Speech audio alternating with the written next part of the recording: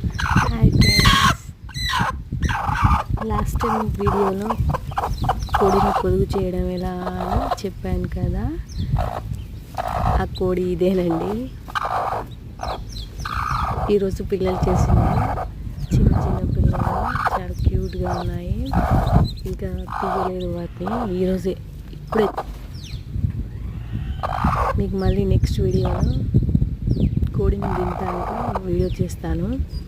ఎంత క్యూట్గా ఎంత ముద్దుగా ఉంది చూడండి. బ్లాక్ కోడికి బ్లాక్ బేబీ.